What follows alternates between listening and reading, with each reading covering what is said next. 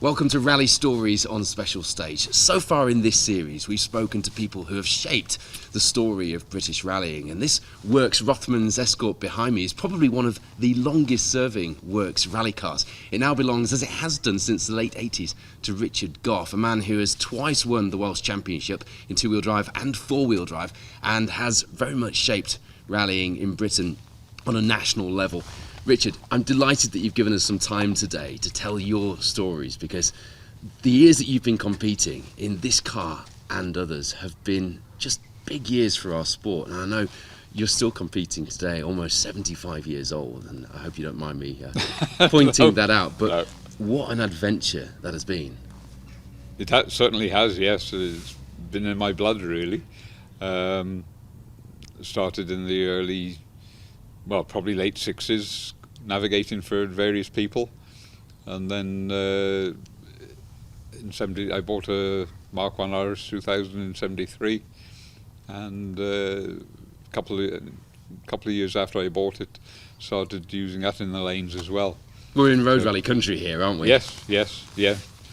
Managed to win one or two, and then unfortunately I was doing a single venue event in Wales and put her over on a roof, so reshelled it then into a Mark II, and still used the Pinto engine in it. And then I sold that in 81 and bought a Group 4 Escort off Paul Derry, FDN 686S. This is the blue car. This is the blue car, yeah. Remember? Yeah, and that was a fantastic car. I love the story about how you came to get your hands on this Works Rothmans Mark II. Tell me that story, because it's not often you buy a Works rally car by accident, is it? No, certainly isn't.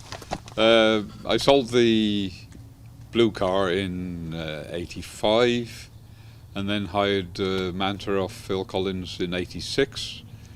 87 I had a sabbatical, and then it was announced that the Woodpecker was going to run in Mortimer Forest, which is only a stone's throw away from here, almost literally. And I did a deal with a guy the other side of Hereford who had 6R4s, called John Price, to do the event. I was going to hire a 6R4 off him, and the deal fell through the day before on the Friday before the event, which was on the Sunday. Anyway, I'd heard about this car being down at Brian Price's in Brecon. He'd had it for, I think, 6 or 8 months, done 1 or 2 events in it. And I went down to see it about a month before. And when I was told that I couldn't have the 6R4, I rang Brian up to see if he'd sell the car. And Brian being Brian, he'd always in for a deal, and I went down and bought it. Fantastic. And he delivered it on the Sunday morning. The day of the rally? The day of the rally, yes. Yeah. I gave him a cheque, which he wouldn't be able to bank until the Monday, and did the event, and he was very relieved when I finished. I bet he was. I bet he had his hand on that cheque in his pocket. Yes, yeah. You won the rally, didn't you? I did, yes, yeah. Yeah, so it was all good fun. Wow, how different your rally career could have been had you been in a 6R4 in that event. Would that have changed the trajectory somewhat? Manta to 6R4, do you think? Well, I think I just wanted to do the event, and I would have loved to do one event in a 6R4. It would have been a bit of a steep learning curve, I think, after driving rear-wheel drive. Yeah, and only a few years after the 6R4s were competing in the WRC as well, of course. Yeah. Was there a sense of what you'd bought? I mean, obviously you knew what the car was, but was there that significance that we place on these cars now, knowing that Mikkola and Ricola and Vatanen and people like that had driven this? Not really, no. No, it was a fair achievement to have bought the car. Yeah. But more because of what it was and how competitive it was, not because of its history. Yeah. And she was spot on. It was a Terry Hoyle engine at the time, with an iron block. unfortunately it cracked a liner in 1990, and so I had to put a different block on it. So, but apart from that, it's same. She's as she was then. And it still goes back to Viking Motorsport in the hands of the man who built her to get some work done these days. Yeah. Which is same. It's the same gearbox in it as when I bought it. It's been rebuilt a few times, but not many. Just. So you've been rallying this X-Works Mark II for half of your life. It's been in active service from 1981 right through to now. That has to be some kind of record. I can't imagine there are many works cars that have been in the same hands for that long and competing at such a high level. No, I'm sure you're right. Yes, but I think people like to see it out. Yeah. Rather than just stood doing nothing. But you wouldn't get that these days. We were talking about this earlier. If you bought a works car now as an investment, you wouldn't go and take it out into the forest. You'd have it hand painted, or the livery hand painted, and you'd keep it in a collection. Whereas because you bought it in period and it's been your workhorse since the late 80s, we get to see it thrown about in the forest, which is actually quite, when you think about that, that's quite remarkable. Yeah, well, it's what they were made for, though, isn't it? Yeah, it is. So this car has served you well. You won the Welsh Championship first in your previous Escort. Yes. And then this one, combined with the Mitsubishi Charisma, in the mid-90s, got you your second title. So from being one of the cars that won the World Championship for Baton, it then went to Johansson and won the Welsh. Those years competing and winning the Welsh Championship, as you did, were big years, weren't they? Oh, they were. Yeah, good big entries and good drivers.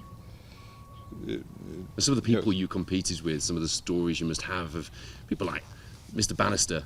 Yes. Out there, you guys were sharp-ended. We now revere those eras and those rallies and those victories, don't we? Well, a lot of the time we were mixing it with the 6R4s and Subarus, and all right, some of the BTRDA had a penalty, like it's 2 seconds a mile of those four-wheel drives, but not all events. Watch this space, that might be coming back. Yeah.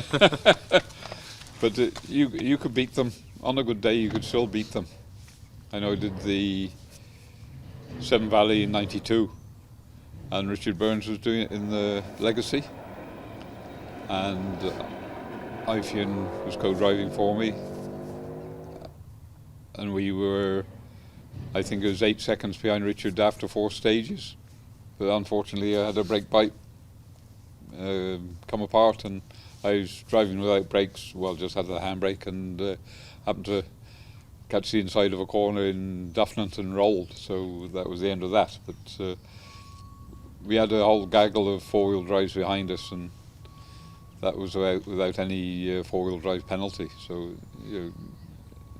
in the day it was good. Maybe a mantra there to take forward to the current situation with four-wheel drive cars being the topic of conversation in current historics. We've seen that, haven't we? We've seen that you don't need a four-wheel drive to compete with a four-wheel drive. No. Obviously, a lot of these young lads in Mark IIs, they've got good pace, and the old lads in Mark IIs don't have bad pace, do they? Well, they don't know, but I think a bit of youth helps. It does. Yeah, we've got some quick drivers in the historics at the moment. I think it's having a bit of a renaissance as well. Yes. And I think interest in cars like this and stories like yours are a big part of that, because we're very lucky in this sport, and that's what this series is all about, in that we do look back as well as forwards. Yes. And it's very important that we all keep hold of those roots and those things that were so important to the sport, because they're still there, aren't they? Definitely so, yes. Yeah, no, you can do a lot of looking back at various events and different competitors, and just the crack you have after the events, especially. Tell me about some of that. What memories stick in your head? What competitors were you sort of fiercely competing with on the stages, and then fiercely propping the bar up with afterwards? Yeah, well, I never forget doing the Dukeries up in Nottinghamshire. Nottinghamshire, yes, yeah, and we used to stay over the night afterwards. Anyway, we were had a good session in the bar afterwards, and anyway, the next morning, bumped into Vince Wetton, and I said, "What time did you finish last night?" He said, "Well, it wasn't very early. I went back to my room and I couldn't turn the light out. Then I realised it was the sun shining in the morning." And it was just good crack, you know. There was a real social Oh yes, yeah, element, wasn't there? yes. What year would that have been, roughly? That'll be 83. Yeah. Yeah. And the results used to take 2 or 3 hours at best to come out, and especially when before reverse seeding, they did come out a bit quicker after reverse seeding because you got the quick, generally got the quick boys finishing last. But if there was a protest, it could take 4 hours for the results to come out, and it was a good social event then. But like nowadays, everything's instant, and you don't get the after rally events going on. Clinical, as you put it to me earlier, Yeah. So our rallying away days on things like the Irish events, on the banks, on events like that, we take for granted that we're kind of all in one place and we're all on the same ferry back. So actually those events are quite special, aren't they? Because they keep a little bit of that alive. That's right. Some of your victories, when you look at the cars and the names that you were competing with, particularly on local events around here, when you look at those on paper, they almost shouldn't have been victories, should they? Because you were competing against, the cream of the crop. How does it feel to look back and remember those battles on the stages? It just takes some believing, really. Like the 1 or 2 events, I know there was in the blue car. I won the Mid Wales stages. It was the Newtown then, and it was almost 3 minutes, and it shouldn't really happen. It was just a good day, and when everything's feeling good, you can put up good times. What rallies stick in your mind when you kind of go back and you think of stories and victories, and maybe not victories, but days, good days, bad days? What rallies stick in your head the most? I remember I won the Dukeries in, I think that was 83, and that was reverse seeding, so we were running in the dark for the last 2 stages, if I remember rightly, and there were four of us within 5 seconds of each other going into the last stage. Anyway, those stages over there, they're very fast and quite a few crests. And I said to Wifey, I'm going to put some pressure on you now, Wifey. And he said, "What's that?" I said, if you don't say anything, we're going up to the crest, we're going over it flat." Oh, he goes, anyway, we won the event, so only by a small margin. So he kept quiet over a few of those crests. He did, yes. Yeah. Yeah. We were lucky to get away with it, really. Who else were you battling with in that final stage? Chris Mellors, Darrell Weidner in the Quattro, Alec Cannon. That was a clear light yes. Quattro, wasn't it? Yes. What do you think about that? Going up against Group B machinery? But he wouldn't drive it like a wax car. It was a wax car, but he was lacking a little bit of ability. You've got to be really brave to drive those things quickly. So you continued in this car right through to the mid-90s, and that in itself is remarkable, but the results kept coming as well. Yes, yeah, but it was hard work all the time. Yeah. Your local events is Andy Burton in his Alfa Ferrari, and then the last time I won the Woodpecker, I remember him saying, "This will be the last time you'll win the Woodpecker." I said, "Why is that?" He said, "There's something else coming along." And that was the Peugeot. So, that was a different beast altogether. It was, wasn't it? And not too far from here either. No. So, battling the Alfa Ferrari, those days, for us as rally enthusiasts, are just incredible to think back on. And to imagine that we were seeing these cars battling on the stages then with things like the Peugeot Cosworth, it's almost like it didn't happen. It's like a dream when you think back. Did you have any idea at the time of the significance of those battles? Not really, no. No, but just pleased that I was there. Fast forward, I guess, to your championship winning year in the mid-90s when you switched halfway through the season from the Mark II to the Charisma. There was a reason that you went four-wheel drive, wasn't there? And it was a fairly short-lived experience for you, but there was a reason you did that. I was finding it more difficult all the time to compete with the four-wheel drives. And it's right going for a class win, but at the time I thought, well, if I don't get a four-wheel drive now, I never will. So that's why I got the Charisma. And you wanted to do the RAC? Yes. Yeah. And we did that in '96, and we were in the top. I think we were lying about 25th after the first full day, and then I had the gearbox go, so unfortunately retired. But you got to do the RAC rally. Yes, yeah, at least I started it. Yeah. Yeah, we had a bit of an issue on the racecourse in Cheltenham, which was a stage, and when we wrecked it, the tracks were very narrow. And of course, when it came to the event, a lot of mud had been dragged over onto the tarmac, and it was extremely slippery. And anyway, I finished up going through the fence onto the horse race track, and in the dark, I lost the lamp pod. And you kind of need that on you a do, stage yes. in the RAC, don't you? Yeah, yeah. Anyway, I managed to find my way out past one of the fences to get out from the stage. Didn't lose much time really, but never did recover the lamp pod. Somebody'd managed to walk away with that, I think. That we hooked on somebody's garage wall somewhere. Probably, yes, yeah, So- yeah. Anyway, I managed to get another one for the next day. And we... If you have got that lamp pod hanging on your garage wall, let us know. I'm not sure Richard might even want it back.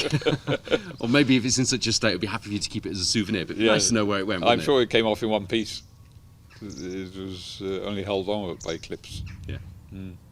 So, talk to me about the four-wheel drive years.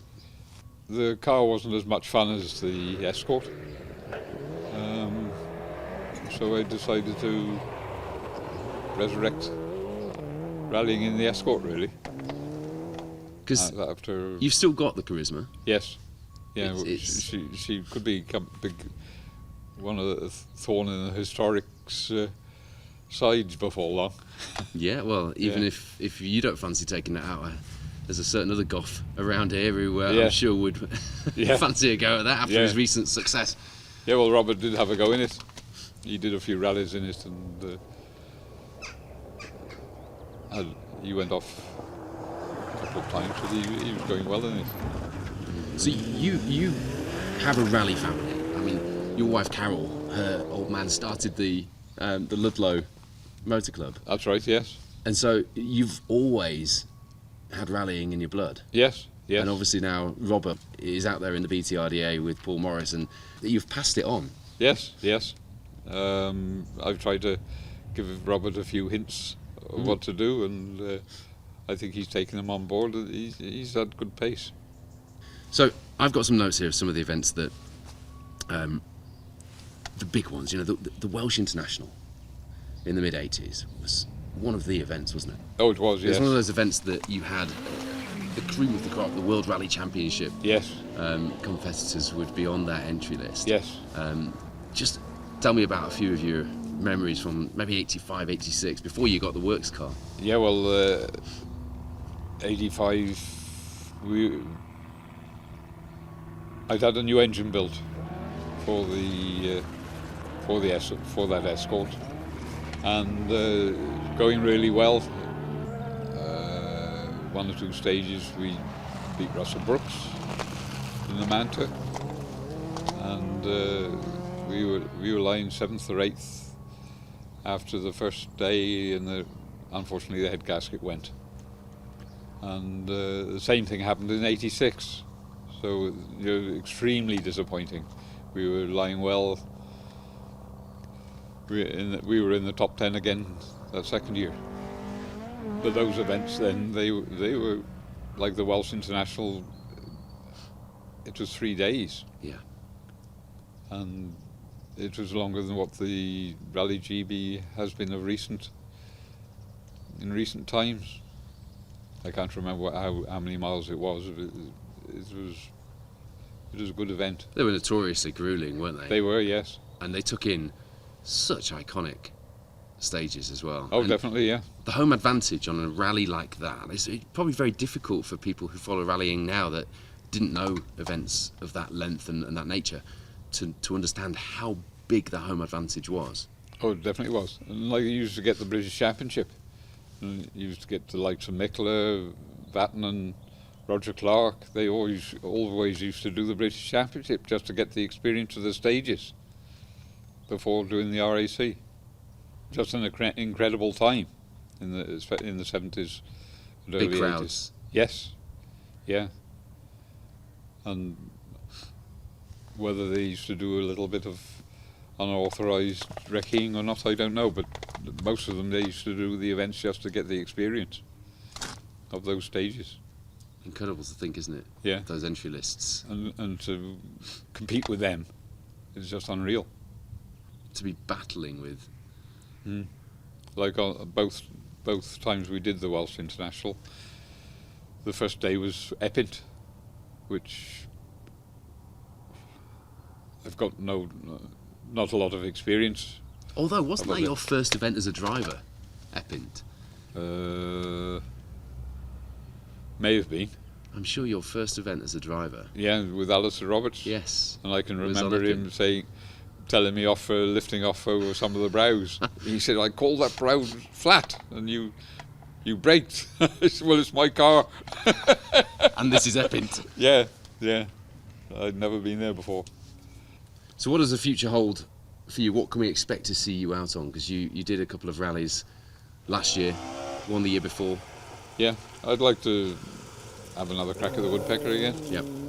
Maybe one or two others. The Woodpecker now moving to Newtown, isn't it? Yes. That's going to change the dynamic of the event somewhat. Yes. A shame, really, but things move on. Yep. As long as the event takes place, that's the main thing. Change of venue doesn't do anybody any harm anyway. The Woodpecker's been kind to you over the years. You've gone well there. What event, though, if you could go back to any rally that you did and just get back in that moment and do it again, what event would you go back to? First one that comes to your mind. Well, I always used to like the Severn Valley. Used to start from Landrindod. Yep. And had some hells of battles with Clinton Smith and Rick York, Steve Bannister, Vince Wetton, Glyn Jones. And even later on in the 90s, in the Severn Valley, yes, you were doing the business as well. Yeah, we had some good times. Yeah, but it's nice to be able to remember them. Fast forward to now, and we've got this discussion, this debate brewing in historic rallying, where the four-wheel drives are about to have their day. I feel the Group A era is coming back. Yes. It now exists as a category victory, potentially only, but it can't be long before we have to face the inevitable, and Group A does come back in a big way. What are your views on that? As somebody who did compete on equal terms with four-wheel drive cars in a Mark II, it can still be done, and we see that. It definitely can still be done. The likes of Joe Price, he's extremely quick in an Escort. Got the youth on his side. And they're beatable on their day. But I think get the right conditions, an Escort would be just as quick. Thank you for telling us some of your stories, and sharing a moment with this fantastic car with us, because it's nice sometimes to sit and reflect, because as you said, the sport's very clinical these days. We straight to the event, straight back from the event, and we don't necessarily have the time to capture these moments anymore. No, it's a shame, really. Yeah. I think I would have had a job to have a service crew in the years gone by if they didn't have the after rally events. Maybe that's something we need to get back to. Thank you, Richard. That has been fantastic, and it's taken me back to an era of the sport that I love hearing about and talking about. You're very welcome. Yeah.